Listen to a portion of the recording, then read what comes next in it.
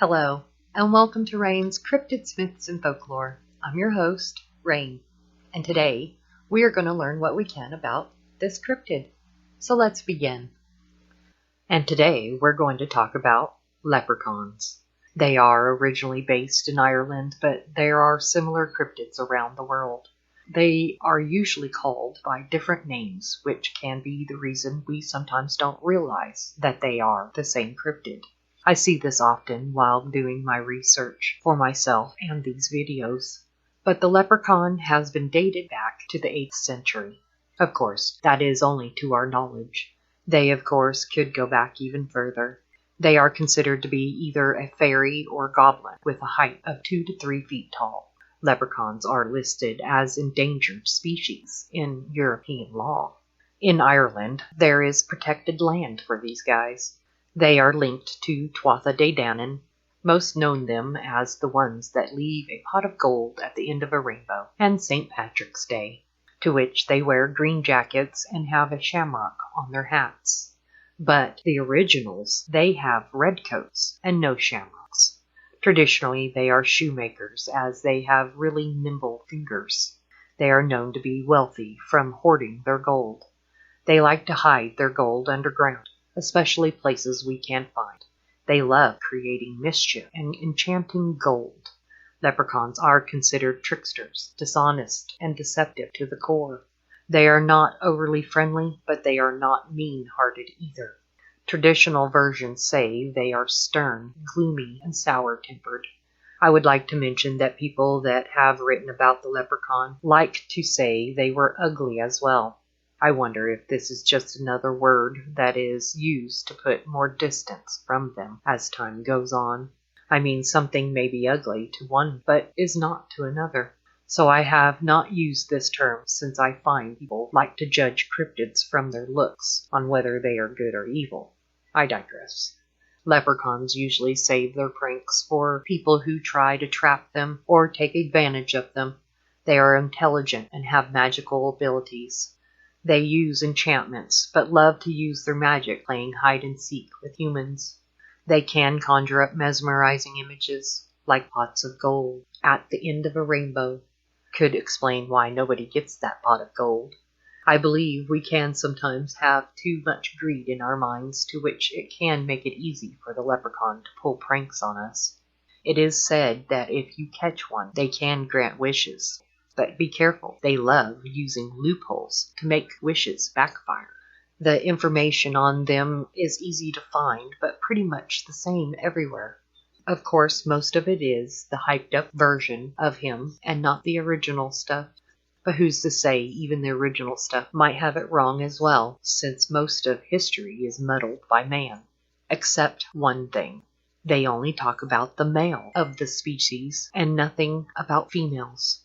It is unknown if there are females or how they reproduce. For the most part, the leprechaun is a loner. They don't group together. They prefer solitude life. So it makes me wonder if maybe they were something else before becoming a leprechaun. Then either they did something that was bad, which caused them to become a leprechaun and a loner, or maybe the greed for gold caused them to become the little old wrinkled leprechauns, choosing the solitude life with their gold. Could explain the lack of female leprechauns. Maybe as another theory, they became a leprechaun after their mate passed away. This could also account to why there isn't a mention of a huge population of leprechauns as well. Makes me wonder if this is the way we get leprechauns. What do the females become when their mate passes? I do believe this is a good explanation for why there are no females. They do sometimes describe them in the original texts as guards of treasures rather than greedy gold hoarders. Being related to the Tuatha De Danann, I could see them being guards rather than hoarders of gold. Just something to think about. Leprechauns are definitely an interesting cryptid once you pull all the hype that people have put on them in modern times. But as I always say, read between the lines can be difficult at times. But it is always worth knowing the truth. If I find more information, I will be sure to share it with you guys, as I feel having actual knowledge on these cryptids is better than the fairy tales we were told nowadays. Again, everything we were told is evil is not always evil, and the truth needs to be revealed. So how about a tidbit? According to folklore, the Tuatha De Danann were driven or banished underground by humans, or should I say, Christian churches. But there are some that choose to still believe, and that's the reason their legend still survives today. So if you see a leprechaun, don't try to steal his gold or trap him, just say hi and go on. Or you could find yourself falling for his tricks and give that old leprechaun a good laugh at your expense. And that's what I have on leprechauns. Please like and subscribe, share as well. And if you have a sighting that you would like to share, please email me. My email is in the descriptions below. All that I share on video will be done anonymously. Also, if you have a cryptid that you would like for me to do a video on, please leave a comment or email me. Now, it's time for Superstition for Thought. And today's thought is step on a crack. The actual true origins are unknown, but one version of it dates it to the late 19th century. They say this is an American superstition, but it is also in Great Britain as well. Many still to this day try to avoid stepping on a crack, even in Great Britain. Amazing what sticks with us from childhood.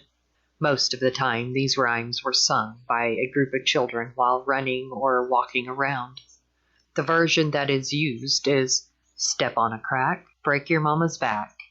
There are several different versions to this out there. One earlier version was more dark. If you step on a crack, you were allowing evil from the underworld out, or you were freeing an entity to cause harm to you or your family members.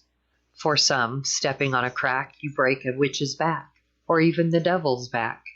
It is believed that cracks in floors, sidewalks, soil, including walls, come from the belief of earthly and metaphysical realms. Apparently, there is a version which is more racist, but I am not repeating that one. I do believe there might be a deeper meaning, but I also believe it has been muddled down to this simple form. I wonder what it was. So watch out for those cracks, and save your mama the ache in her back. And that's what I have for this Superstition for Thought. Thank you for joining me for this cryptid journey. I hope you enjoyed, and we will see you next week.